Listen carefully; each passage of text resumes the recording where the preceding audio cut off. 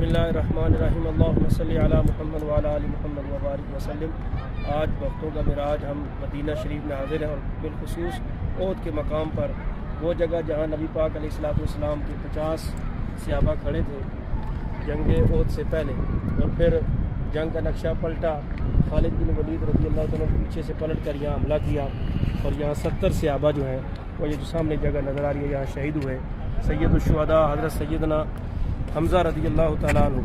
آپ نے بھی جام شہادت یہاں نوش کیا، اور آپ کا مسئلہ کیا گیا، آپ کے کان کاٹے گئے، اعضاء کاٹے گئے، اور آپ کا جگر جو ہے وہ چبایا گیا،